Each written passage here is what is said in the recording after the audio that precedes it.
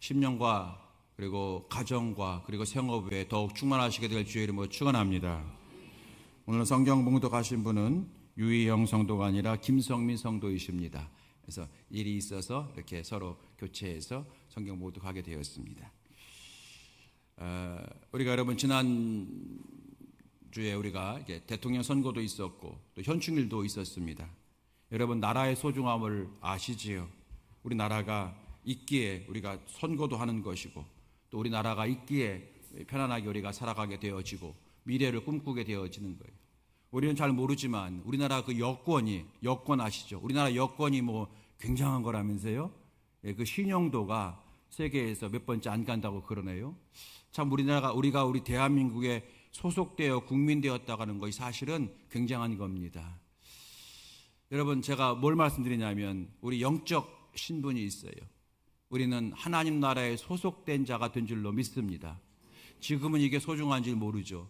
지금은 이게 귀한지 모르지만 우리가 죽고 하나님 나라 앞에 섰을 때 정말로 내가 하나님 나라에 소속되어 있다고 하는 것이 얼마나 귀한 은혜요, 축복이요, 하나님께서 허락하신 은총임을 깨닫게 될 줄로 믿습니다. 저와 여러분은 대한민국에 소속된 국민이면서 동시에 하나님 나라의 국민인 줄로 믿습니다. 하나님 나라의 시민이 된 줄로 믿습니다. 그래서 우리가 여러분, 우리는 이래봬도 성도입니다. 우리는 이래봬도 성도입니다.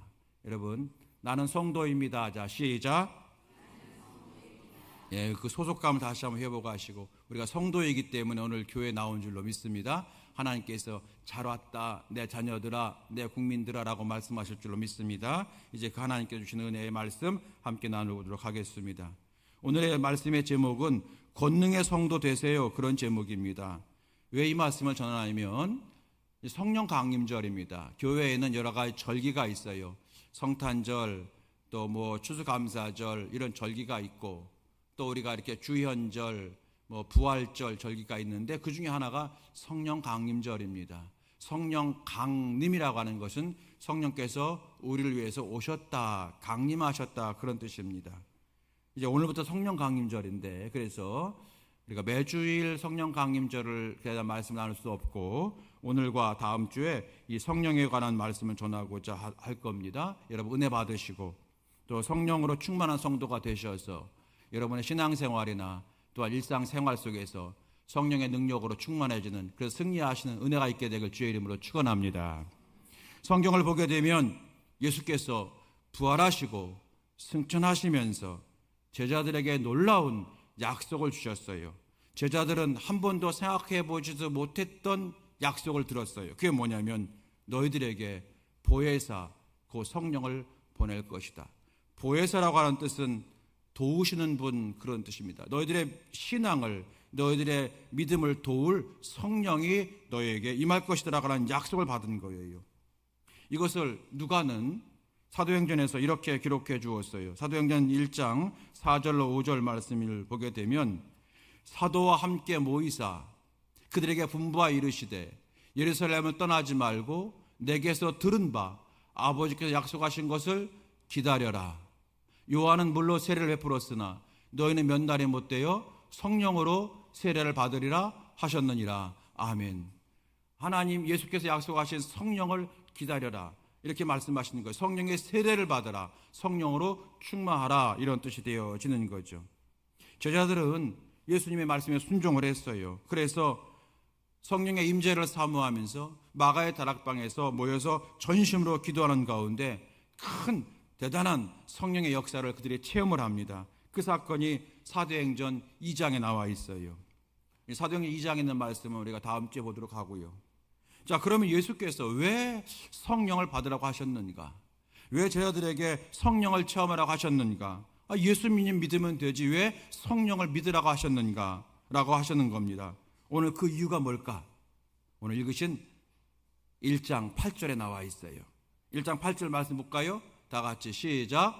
오직 성령이 너에게 임하시면 너희가 권능을 받고 예루살렘과 온 유대와 사마리아와 땅끝까지 이르러 내 증인 되리라 하시니라. 아멘. 여기 말씀 보게 되면 성령이란 단어가 있고 두 번째 권능이란 단어가 있고 마지막 세 번째 예수님의 증인이란 단어가 있어요. 왜 예수께서 우리에게 성령을 받으라고 말씀하셨냐면 너희가 권능 있게 살아야 된다는 거예요. 권능 있게 살아야 된다는 거죠. 여러분, 성령을 부어주시는 이유가 뭐라고요? 권능에 있다. 다 같이 합시다. 권능. 권능이란 말은 여러분 말 그대로 권세와 능력이라는 뜻이잖아요. 권능, 한문으로 권세와 능력. 히라보로 보게 되면 여러분 많이 들어보셨을 거예요. 두나미스라는 뜻이래요. 뭐냐면 하나님이 예수님께 부어주었던 능력, 이게 여러분 두나미스예요. 그 능력을 주님께서 우리에게 기대하고 받으라는 거예요. 이 두나미스에서 나온 단어가 그거라네요. 다이나마이트. 여러분 다이나마이트가 뭔지 아시죠? 큰 바위산을 빵 터뜨려서 부수는 다이나마이트. 여러분, 성령을 받으라고 하는 이유가 뭐라고요? 권능 있게 살도록 하기 위해서. 하나님은요, 우리가 권능 있게 살기를 원하신다. 세상을 이기고 죄를 이기고 세상에 끌려다니는 인생이 아니라 세상을 이끄는 인생, 권능 있게 살기를 원하신다는 거예요. 그래서 우리에게 성령을 부어주신다고 약속하신 겁니다.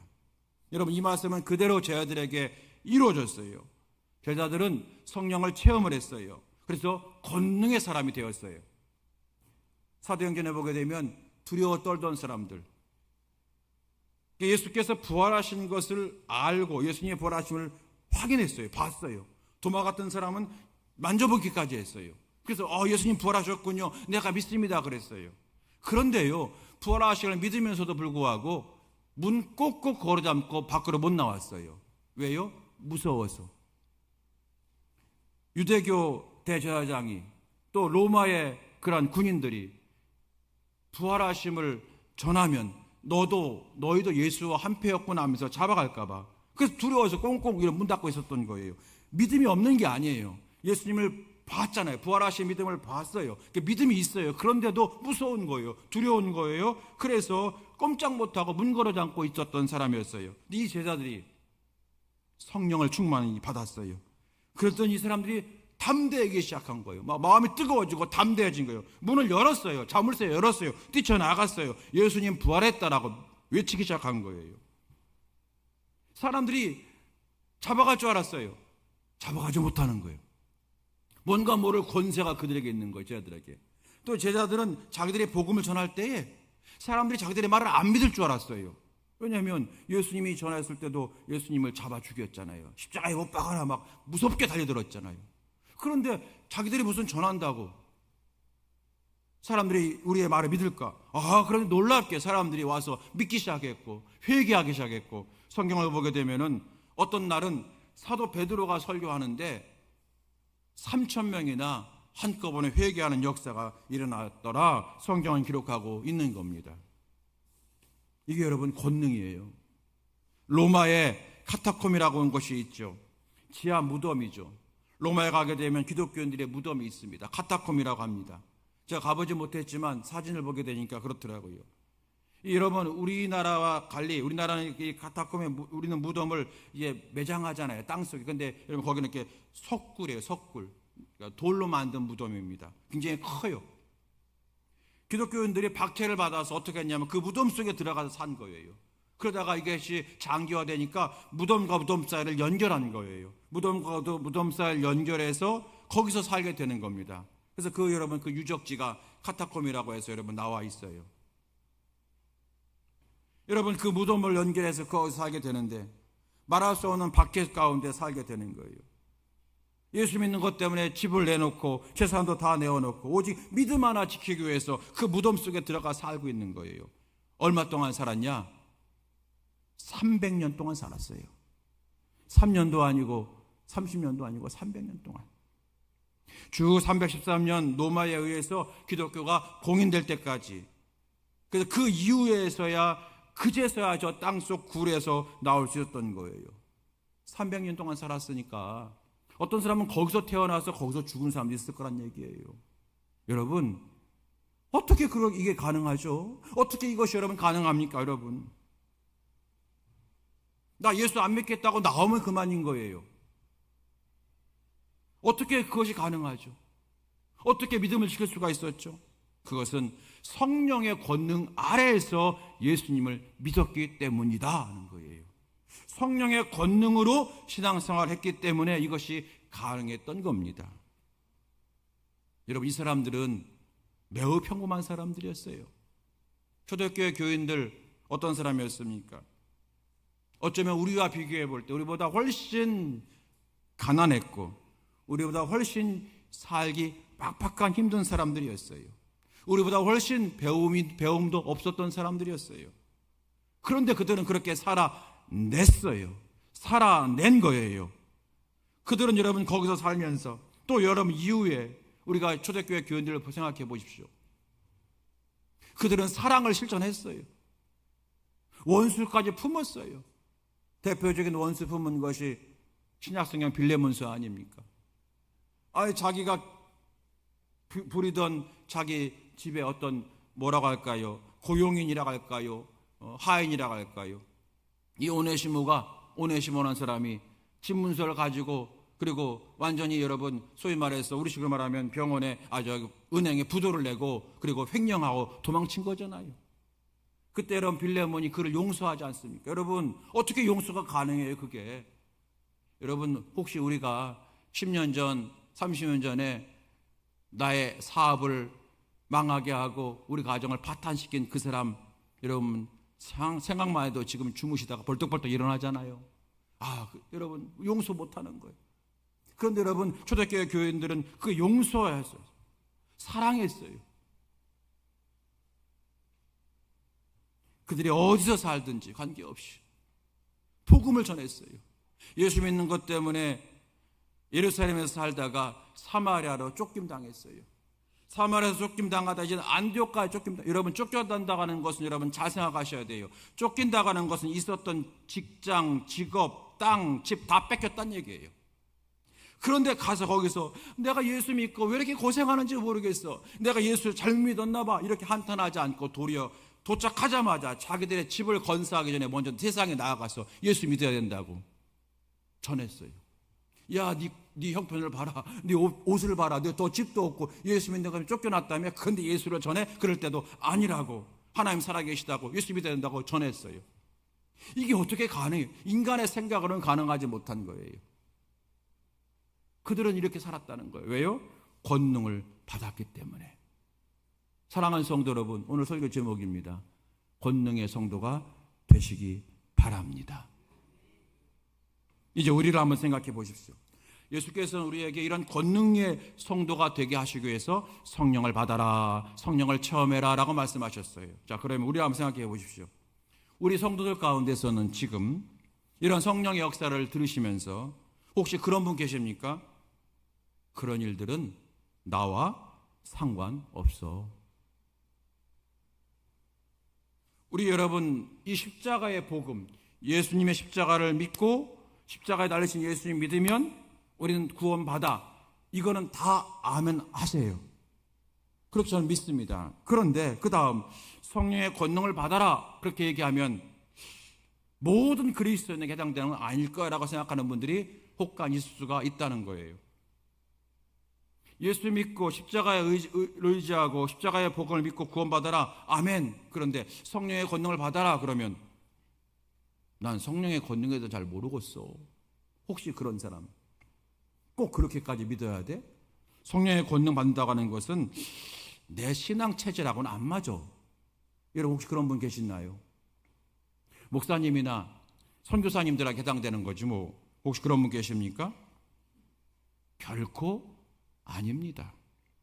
성경은 분명히 우리에게 말씀하십니다. 십자가의 복음이 우리 모든 인생에게 반드시 있어야 되듯이 성령의 권능을 받는 것은 모든 성도들에게 반드시 필요한 거야 라고 말씀하시는 거예요. 여러분 하나님의 계획이 뭡니까? 우리 인생에 대한 하나님의 계획은 첫 번째, 모든 사람은 죄에서 사함받고 하나님의 자녀가 되어서 천국 가야 돼. 이것이 첫 번째 하나님의 계획이잖아요.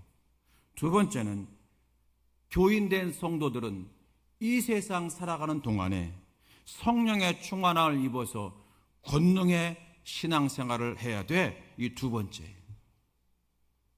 이게 여러 하나님의 뜻이에요.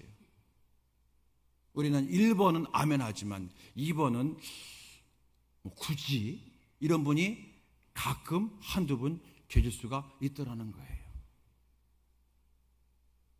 또 과거에 어떤 성도들은 성령 받아라 그러면 내 신앙 체질하고는 안 맞아, 내 스타일이 아니, 이런 분이 있어요. 여러분 어디에다 가십니까? 어떤 기관에서 예수 믿는 사람들에 대해서 이미지에 대해서 조사를 했대요. 오래전 겁니다. 코로나 이전에. 당신은 예수 믿는 사람 그러면 어떤 이미지가 떠오르십니까? 그랬대요. 그랬더니 이제 좋은 의미가 많았어요. 일요일에 교회 가는 사람들, 그 사람들은 주일이라고 하지 않으니까요, 일요일에 교회 가는 사람들, 그게 예수 믿는 사람들이다. 또는 술, 담배 안 하는 사람들, 이런 분들이다. 또는 나보다는 착하게 살려고 애쓰는 사람들, 이런 말이 나왔대요. 이게 여러분 의외로 좋아요. 그러니까 우리가 이제 예수 믿는 사람 그러면은 막 그렇게 안 좋은 게 많잖아요. 또 뭐 안티 크리스찬이라고 하죠. 막 이런 사람들 많고 그러다 보니까 우리가 세상에 나가서 예수를 믿으라고 전할 때 우리는 좀 주눅 들어요. 근데 여러분 사실 그런 사람들도 있지만 그렇지 않게 이렇게 우리에게 예수 믿는 사람 그러면 일요일 날 교회 가는 사람, 나보다는 착하게 살려고 애쓰는 사람들이라고 하는 평가가 더 많대요. 그러니까 여러분 주눅 들지 마시기 바랍니다. 워낙 이쪽 아주 과격하게 우리의 어떤 잘못도 있지만 그런 것들 비판하는 사람들 목소리가 너무 크다 보니까, 이런 것만 드러나다 보니까 이게 묻힌 거예요. 여러분 조사해 보면 적어도 이게 7대3 정도로 이쪽이 많다는 거예요. 좋은 의미가 되겠죠. 비교적 좋은 이미지죠, 여러분. 그런데 또 이런 대답도 있었어요. 이게 좋은 건지 좋지 않은 건지 애매한 평가가 나온 이런 겁니다. 예수 믿는 사람들과 어떤 이미지 가지고 있습니까? 그랬더니 이런 거예요. 조금은 고리타분한 사람들. 또 이런 것도 있었대요. 잘 놀지 못하는 사람들. 그리고 시대에 민감하지 못한 사람들. 이런 평가도 있었다는 거예요. 저는 여러분 두 번째를 말씀드리는 거예요. 정말 여러분 우리가 좀 고리타분합니까? 우리가 여러분 잘 놀지 못합니까? 우리가 놀지 않아서 그렇지 여러분, 그죠? 여러분 우리가 시대에 민감하지 않습니까? 우리가 얼마나 시대에 민감한데 말로 하지 말고 먼저 기도부터 하라고 하도 목사님들이 말해서 그런 거지. 여러분 정말로 하나님께서는 어떤 분이시고 예수님은 어떤 분일까요? 성경에 나와 있는 인물들을 보세요. 여러분 다윗 보세요. 골리앗 앞에 섰던 소년 다윗 보세요. 상상해 보십시오. 많은 사람들이 무서워 떨 때에 다윗이 나 하나님 믿는 사람이다 하면서 일어났잖아요. 담대히 나가잖아요. 여러분 이 다윗의 모습이 하나님께서 원하시는 그리스도의 모습이잖아요. 고리타분하고 착하게만 한 모습과는 거리가 있죠. 여러분 여호사밧 왕, 우리가 지난 월삭기도회 때 읽은 말씀이잖아요. 여호사밧 왕이 전쟁터에 나갈 때에 어떻게 했습니까? 맨 앞에 성가대를 세웠어요. 호산나처럼 맨 앞에 성가대를 세웠어요. 찬송가 맹기나며 나갔어요. 여러분 호산나 성가대가 그 앞에 섰다가 생각해 보세요. 여러분은 총알 바지로 나가는 거예요 지금. 네? 맨 앞에 총도 안 줘요. 도망가려면 날렵하게 옷도 치렁치렁한 옷 줘가지고 도망가다가 밟혀서 넘어질 거예요. 그런데 거기 나가잖아요. 고리타분합니까? 우유부단합니까? 죽으면 죽으려 나가잖아요. 그게 그리스도인들의 모습이라는 거예요. 여러분 느헤미야 같은 사람은 성벽을 재건할 때에 수많은 방해가 있었어요. 야 너희가 성벽을 재건해? 너희가 재건한 성벽은 여우가 지나가도 무너질 거야. 우리식으로 말하면 강아지 한 마리가 지나가도 무너질 거야. 너희는 못해. 그럴 때 느헤미야는 기도하면서 한 손에는 칼을 들고 한 손에는 농기구 들고 결국 한마음 되어서 52주에 걸쳐 결국 성벽 재건을 이뤄낸 사람이 느헤미야와 이스라엘 백성들이에요. 여러분 성경을 보십시오. 예수 믿는 사람들이 어떤 사람들인가 보십시오. 여러분 우리 예수님은 어떤 분입니까? 예수님은 우리 예수님 우리의 멘토잖아요. 우리 따라가야 될 분, 우리의 선생님, 스승님, 멘토잖아요. 예수님 어떻게 사셨습니까? 우리가 예수님 그러면 그냥 늘 그렇게 푸른 초장에 앉아 계셔서 인자한 모습으로 양들이 쭉 있어서 쓰다듬어주고 예수님은 말도 이리 와 사랑한다 이렇게 하실 예수님인 것 같지만 그런 모습이 있지만 성경을 보면 예수님 그런 분은 아니에요. 얼마나 담대한 분이고 얼마나 진취적인 분이고 얼마나 여러분 달려가는 분인지. 하나님의 성전을 더럽힐 때는 그러면 안 돼 이러지 않으셨어요. 어떻게 했어요? 책상을 뒤엎어버렸어요. 그게 예수님이에요. 또 어떻게 했습니까 여러분? 제 아들한테 나가서 한 번도 제 아들이 가보지 못했는데 너희는 예루살렘과 유대와 사마리아 땅 끝까지 나가서 복음을 전할 거다. 여러분, 예수님의 제자들은요, 촌사람들이라 예루살렘 딱 한 번 가봤고, 그리고 사마리아는 가보지도 못했고, 땅 끝이 뭔지도 모르는 사람들인데 예수님이 이렇게 말씀하신 거예요.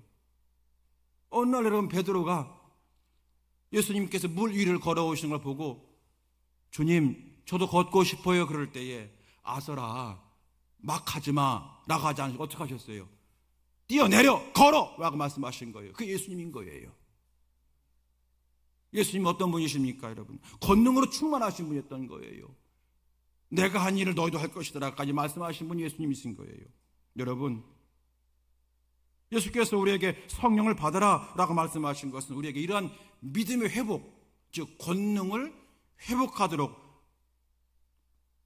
우리에게 그 은혜를 주시기 위해서 성령을 받으라 말씀하신 거예요.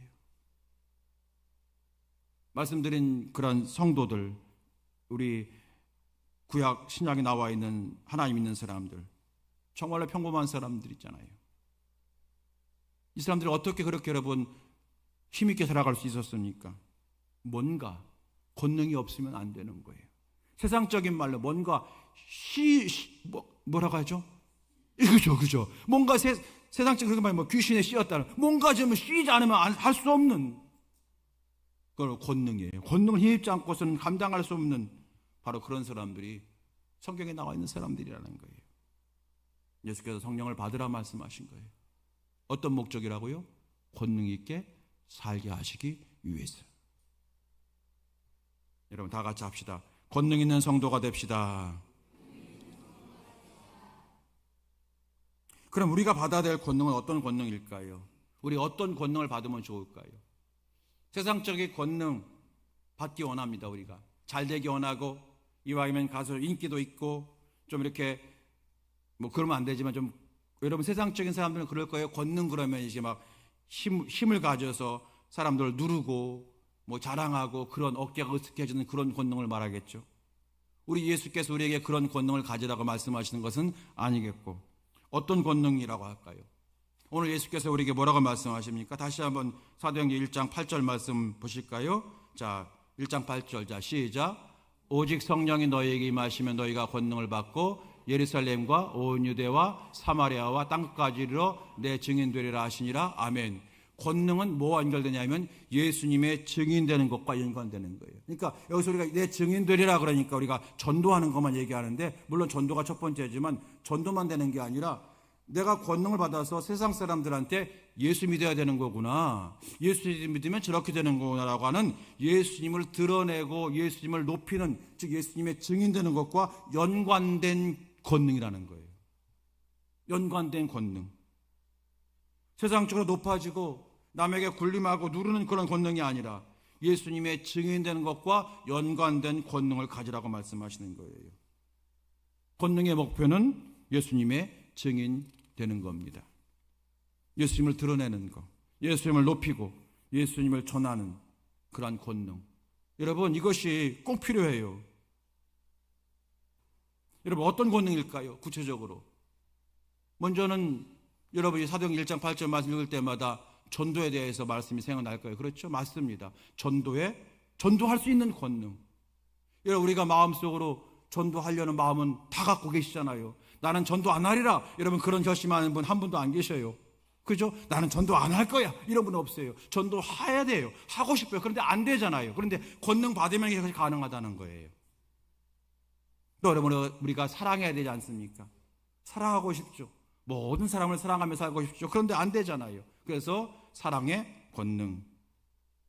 또 아까 말씀드린 대로 용서하는 권능, 이해하는 권능. 그렇죠 여러분? 또 여러분 낙심하지 않는 권능도 필요하지 않을까요? 포기하지 않는 권능도 필요하지 않을까요? 우리가 그런 권능을 가지고 살아갈 때 사람들이 도대체 죄는 낙심할 수밖에 없는데 낙심하지 않아. 이 정도면 포기할 수밖에 없는데 포기하지 않아. 죄는 도대체 왜 이렇게 사랑해? 이해하는 마음이 넓어? 여러분, 그럴 때마다 예수님 때문이에요. 그렇죠? 그러면 이게 예수님을 우리가 증인되는 거잖아요. 그러므로 주께서 우리에게 성령을 부으신다. 성령의 목적은 권능이다. 권능은 어떤 게 필요한 거냐? 예수님을 드러내는 일에 필요한 권능이라는 거예요. 또 여러분, 세상에 나아가서 우리가 죄를 이겨야 됩니다. 죄를 이기는 능력. 여러분, 우리가 아침에 일부 예배 때 말씀드렸습니다만 우리 아이들 지금 같이 예배드리잖아요. 우리 애들이요, 어떤 세상인지 아십니까? 물론 곤지하면 안 그런지 모르지만 여러분, 우리 아이들, 초등학교 다니는 아이들 여러분, 교회에서나 집에서는 엄마, 아빠, 예수님, 감사 이렇게 말하지만 여러분, 애들 학교 딱 보내면은 애들 말 태반, 여러분 중고등학교가 아니에요. 초등학교 1, 2, 3학년이에요. 절반이 욕이에요. 절반이 욕이에요, 애들. 그 속에서 애들이 살아가는 거예요, 우리 아이들이. 그런데 우리 아이들이 그 속에 살아가면서 애들이 여러분 거기에 휩쓸리지 않으면 애들이 왕따 시키는 거예요. 이런 우리 아이들이 거기 살아가면서 이건 하나님이 기뻐하지 않는 거라고 하는 그 죄를 이기는 권능.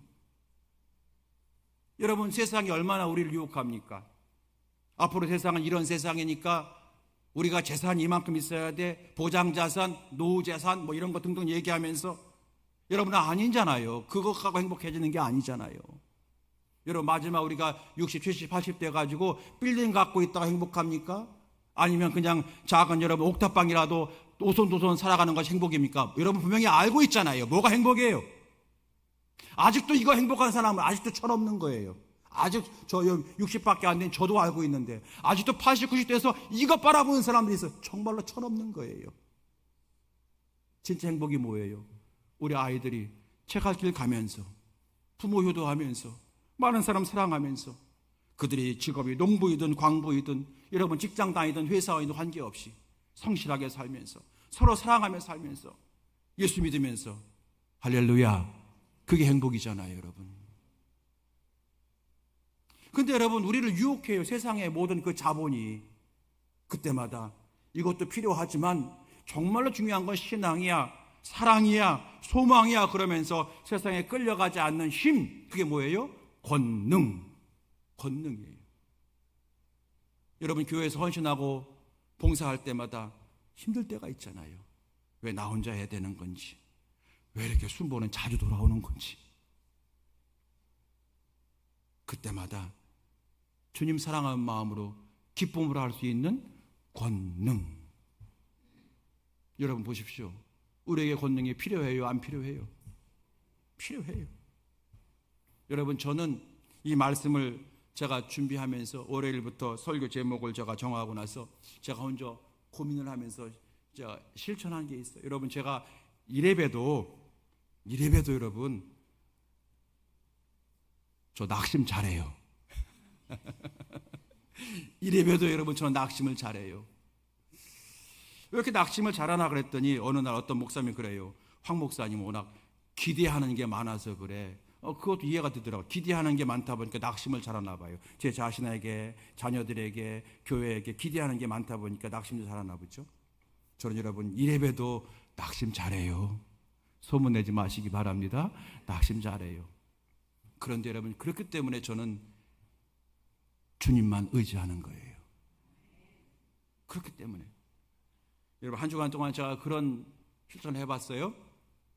낙심이 올 때마다 하나님 권능 주세요. 낙심이 밀려올 때마다 주님 권능 주세요. 어떤 때는 제가 낙심 잘한다고 했는데 지난 주간에 한 친구가 글쎄 전화가 왔어요. 나 이제 공직 이제 은퇴하고 이제 왔는데 너 거기 있다고 전화했어. 여러분, 그게 누구냐면요, 뭐 나라 대사를 역임한 친구예요. 대사하면 여러분 높은 지위잖아요. 하는 말이 그러는 거예요. 난 네가 신학대학 간 거 동창회 가서 처음 알았어. 그동안 연락이 없었다는 얘기죠. 그럼 나는 저한테 그렇게 얘기하는 거예요. 고등학교 동창회 처음 알았대요. 그러니까 그 표현이에요. 네가 뭐가 부족해서 곤지암에 있어? 네가 뭐가 아쉬워서 목사를 하고 있어? 그러는 거예요. 그 친구가 볼 때는 예수 안 믿는 친구니까 목사는 그냥 이렇게 본 거예요. 여러분, 그럴 때 제가 낙심이 됐을까요? 안 됐을까요? 너 낙심 잘한다고 그랬잖아요. 맞아. 내가 도대체 몰라. 그럴 때마다 여러분 어떻게 기도했다고요? 하나님 권능을 주세요. 왜냐하면 세상에 그 어떤 것 가져도 이거 가지지 못하면 아무것도 아닌 그분, 예수님, 은혜, 복음, 천국을 내가 믿기 때문에, 할렐루야. 그렇기 때문에 이 길을 걸어갈 때에 낙심이 너무나 많이 오는 거예요. 그럴 때마다 하나님 권능을 주세요. 여러분, 그렇게 제가 한 주간 살았어요. 여러분, 오늘 어떻게 제 얼굴이 조금 빛이 나 보여요? 안 빛이 나 보여요? 빛이 나 보여요? 아멘 안 하시는 분은 뭡니까? 빛이 나 보입니까? 제 마음이 기쁜 거예요. 하나님 권능을 주세요. 사랑하는 성도분, 이 설교를 마칩니다. 오늘 설교 제목 권능의 성도가 되세요, 이 제목이었어요. 오늘 저와 여러분이 두 가지를 실천하시면 돼요. 첫 번째 뭐냐면 믿는 거예요. 뭐라고요? 믿는 거예요. 예수님의 제자들은 성령이 뭔지도 몰랐고 성령의 충만을 받으면 어떤 권능이 임하는지를 아무것도 몰랐지만 말씀을 붙들고 순종했더니 놀라운 권능의 성도가 된 거예요. 우리도 마찬가지예요. 오늘 이 말씀이 그냥 성경에 기록된 말씀이라고만 여기지 마시고 내게 주신 말씀이다. 우리 가정에 꼭 필요해 주신 말씀이다. 우리 교회에 주신 말씀이다라고 먼저 믿고 아멘하며 나아갈 때에 놀라운 역사가 나타날 줄로 믿습니다. 첫 번째 믿는 거고요. 두 번째는 저처럼 기도해 보시기 바랍니다. 주님 권능 주세요. 눈 뜨고도 할 수 있잖아요. 아침에 일어나면 주여 권능 주세요. 여러분 점심에도 주님 권능 부어주세요. 그렇게 기도하는 거예요. 세 번째, 권능을 선포하는 거예요. 나는 권능의 성도가 되리라. 나는 권능의 성도가 되리라. 나는 권세 있게 살리라. 나는 권능 있게 살리라. 선포하며 나아가는 거예요. 여러분 그럴 때에 살아계신 하나님께서 우리에게 성령을 통해서 놀라운 권능을 부어줄 줄로 믿습니다. 따라합시다. 나는 오늘부터 권능의 성도로 살아갑니다. 시작. 이 은혜가 충만하시게 되길 주의 이름으로 축원합니다. 우리 함께 시간 찬양하시겠습니다. 마지막 날에 우리 함께 찬양하시겠습니다. 이 마지막 날에 여러분 잠깐 가사를 띄워주시죠. 이 마지막 날에 찬양 다음 가사 방송실 다음 쭉쭉 넘겨서 자 다음 바로 그 전 거 보십시오. 자녀들은 예언할 것. 예언이라고 하는 말은 무슨 말이냐면요, 하나님의 말씀을 한다는 거예요. 그러니까 미래를 예측한다는 얘기가 아니라 자녀들의 입술에서 말씀이 있다 하는 거예요. 두 번 좀 보십시오. 청년들은 환상을 보고, 환상은 뭐냐면 청년들이 비전을 갖는다는 거예요. 비전. 마지막 세 번째, 아비들은 꿈을 꾸리라.